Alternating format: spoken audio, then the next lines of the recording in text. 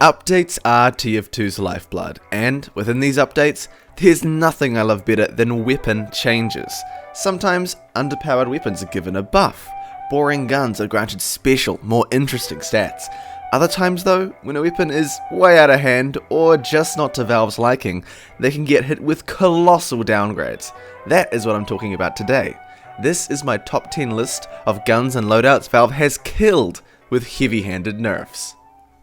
Where do I even start with the special delivery set? Originally, the shortstop, Mad Milk, and Fish combined with a hat gave you a set bonus, a whopping plus 25% health, which added up to a ridiculous 225 with overheal. The shortstop reloaded super fast, near pistol speed, and the Mad Milk healed you for 75% of damage done. So what happened to this powerful loadout? Well, when set bonuses were dissolved, the 25 bonus health was rightly removed and replaced with 20% more healing received on the shortstop. Unfortunately, this was bugged and only worked with health packs. It was eventually removed for a special function I'll mention later. The shortstop's lightning fast reload was replaced with a sluggish, awkward one that I always accidentally cancel since it isn't finished even after the bullets go into the gun. The Mad Milk was also hit with a nerf, reducing its lifesteal to just 60% of damage dealt. These changes severely limit the shortstop's mid-range playstyle, and it's a real shame. If it's just a little bit stronger, it could be a totally viable alternative to the scattergun, and it's a personal favourite of mine even with all the nerfs. What we got to compensate for these nerfs isn't really too impressive either. The shortstop has increased push force taken from damage and air blast, meaning you get knocked around a lot more, although it is fun to surf around those explosions, and it got this, a shove. Yeah, I'm not impressed either. Ah, the suicide demo. I remember the days of sailing through the air without a care in the world, landing to insta-gib a free-to-play sniper or a medic with full charge. Combining the virtually free and unlimited movement potential of the sticky jumper with the power and, let's face it, cheese of the Ulupul Caber makes for a relaxing and fun loadout for you, not anyone else in the server.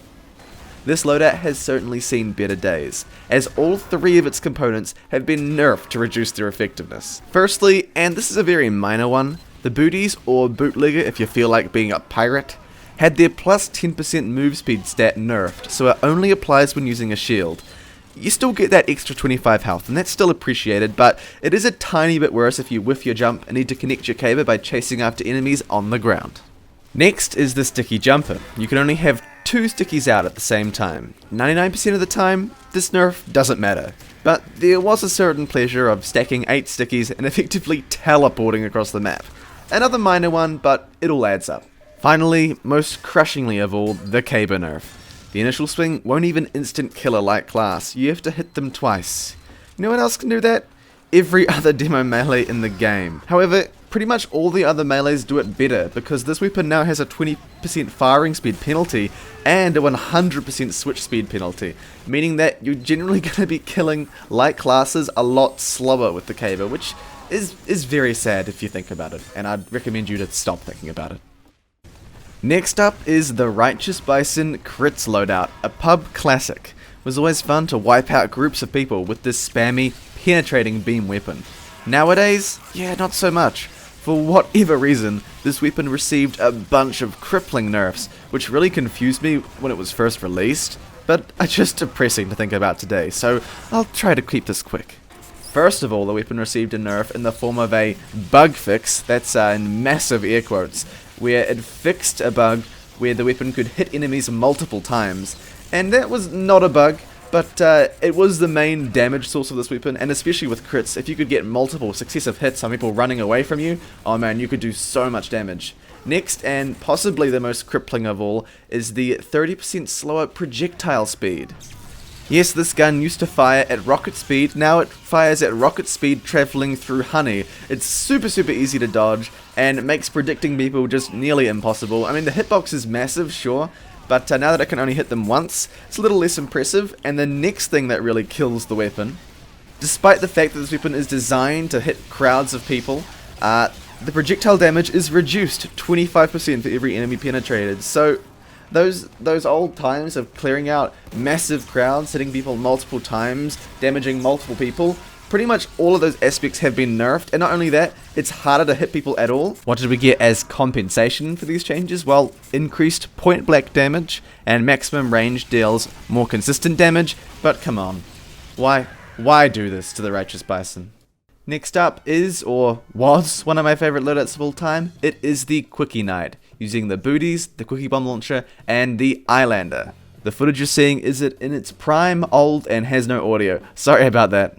The coolest thing about this loadout was being able to move at faster than Scout speed while having a Quickie Bomb Launcher, meaning that it was almost like Scout with an explosive weapon. It was super fun, super crazy to play, but what happened to it? Why isn't it as good today? Well, I'll let you know. First up, the booty's movement speed nerf I talked about before, which makes it harder to get the first few kills with the Islander because the slow movement speed of demo is really crippling. While the Quickie Bomb Launcher had some other positive changes, the reduction in its clip size is really damaging to this loadout because it's your only source of damage, and only having 4 in your clip can be really terrible. You spend most of your time reloading. Not helpful. Finally, although there was a universal switch speed increase, Islander and all of the sword type weapons received a switch speed penalty, and that's really annoying because the best thing about the melee in this loadout, aside from gaining speed and health through heads, is just being able to whip it out and finish off an enemy with that increased range. Now, you can't do that. Every single aspect of this loadout has been nerfed. Hello boys and girls, I'm here to talk to you today about Puff and Sting, the infamous pyro combo where you'd be able to set someone on fire, air blast them, stun them so they can't move, and finish them off with a 195 damage extinguisher swing. At least that's how things used to go. This loadout has received nerfs in pretty much every way possible, and let's talk about them. First of all, the degreaser has had its switch speed nerfed severely, and now only applies from the degreaser to the weapon you're switching to, not just overall. However, this isn't the main source of switch speed woes for the Puff and Sting loadout. Basically, the extinguisher received an enormous switch speed penalty, so high that even with the degreaser, it still takes what feels like years to pull it out. And even if you do manage to get it out and not die, you do such reduced damage that it's almost not even worth it.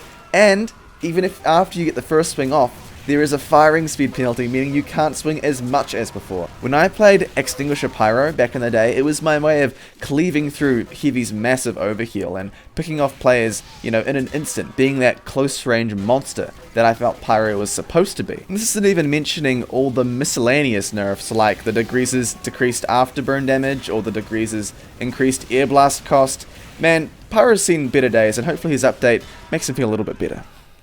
Next up, we have the Public Enemy Scout set, a loadout that has seen and knows highs and lows, the BFB and the Pocket Pistol. So, what happened to these weapons? Well, the BFB wasn't that impressive on release, but it received a buff that just made it incredible. Basically, its only downside was 4 shots in a clip, but it made you run at the speed cap of the game, or as close to it as reasonable.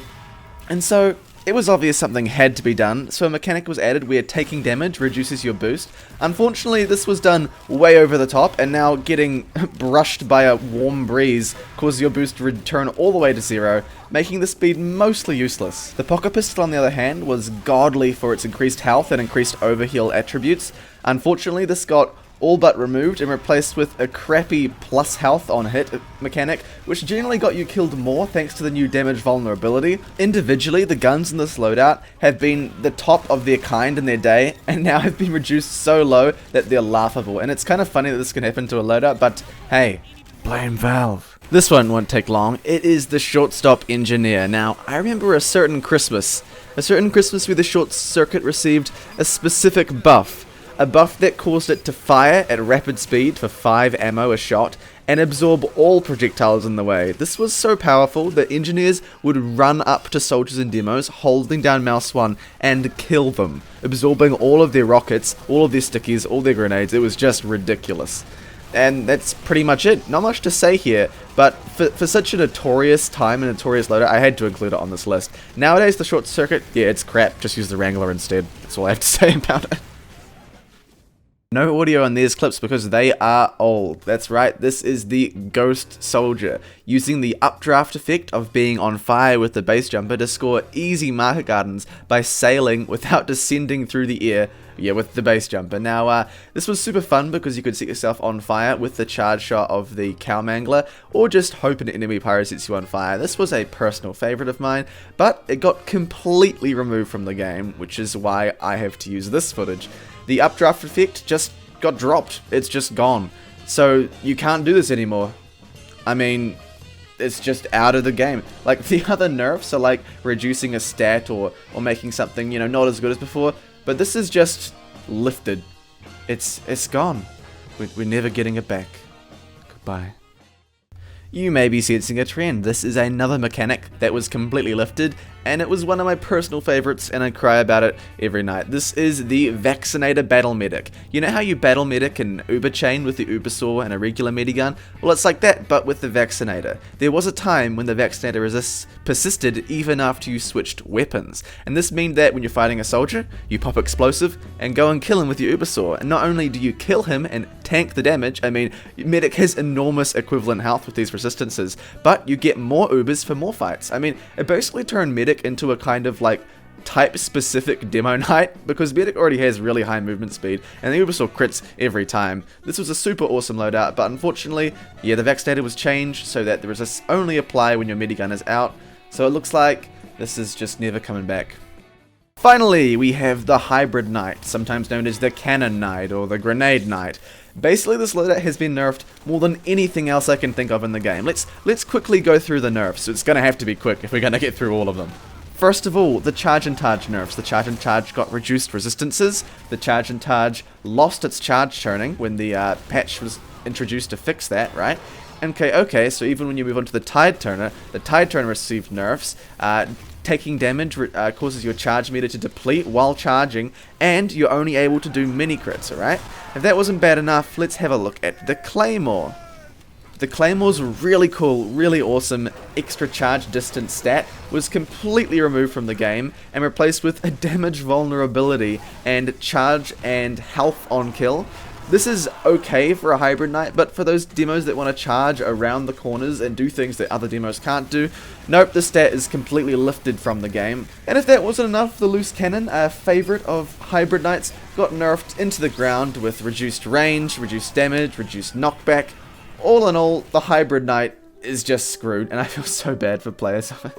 Anyway, that is all I have for you right now. Hope you enjoyed this video. It takes a lot more effort than a regular one, and I hope you appreciate it. Anyway, that's all I have for you right now. Catch you next time.